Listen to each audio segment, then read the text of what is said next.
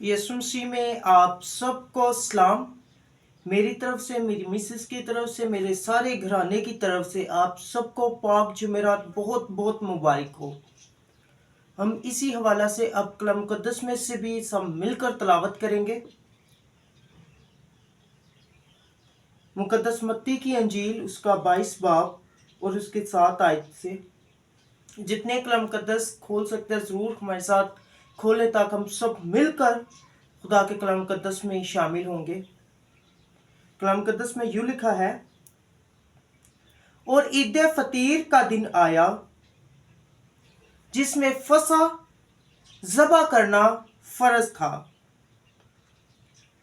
और यीशु ने पतरस और यूहन्ना को यह कहकर भेजा कि जाकर हमारे खाने के लिए फसा तैयार करो।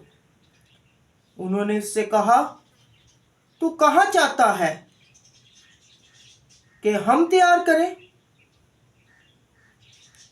उसने उनसे कहा, देखो, शहर में दाखिल होते ही तुम्हें एक आदमी पानी का घड़ा लिए हुए मिलेगा।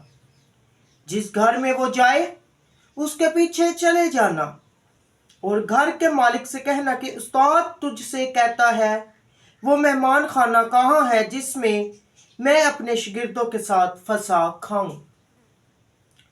वो तुम्हें एक बड़ा बाला खाना रास्ता किया हुआ दिखाएगा, वही तैयारी करना। उन्होंने जाकर जैसा उसने उनसे कहा था वैसा ही पाया और फसा तैयार किया।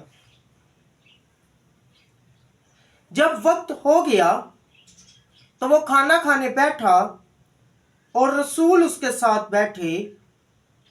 उसने उनसे कहा, मुझे बड़ी आरज़ू थी कि दुख सहने से पहले ये फसा तुम्हारे साथ खाऊं, क्योंकि मैं तुमसे कहता हूं कि उसे कभी ना खाऊंगा जब तक वो खुदा की बादशाही में पूरा ना हो।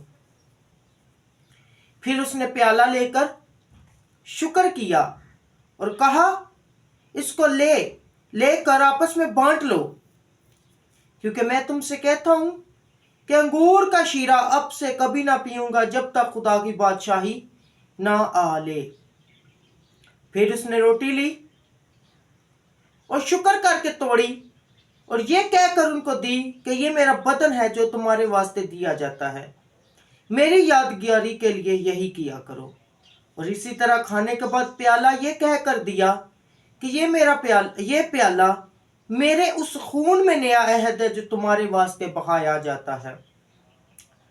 मगर देखो, मेरे पकड़वाने वाले का हाथ मेरे साथ मेज पर है, क्योंकि इब्ने आदम तो जैसा उसके वास्ते मुकर्रर है जाता ही है, मगर उस शख्स पर अफसोस है जिसके वसीला से वो पकड़वाया जाता है।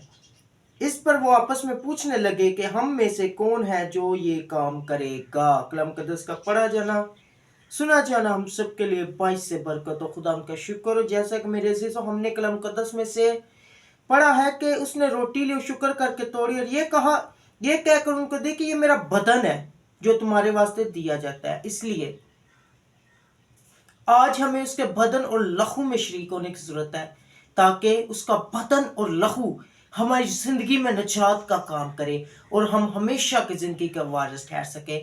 हम गुनाह में ना मरे, बल्कि हम इब्ने आदम के साथ उसकी बादशाही में दाखिल हो सके। और खुदा यीशु मसीह के आने का हकीकत मकसद ही ये था कि तमाम खोए हुए इंसान जो कि शैतान के हाथों जकड़े हैं, जो कि गुनाह में मार रहे हैं, वो खुदा की तरफ आए और खुदा के साथ उनका दोबारा मेल मिलाप हो और वो हमेशा की बादशाही के वारिस बन जाएं। खुदावंद आप सबको इस कलाम मुक़द्दस के वसीला से बड़ी बरकत दे, आमीन।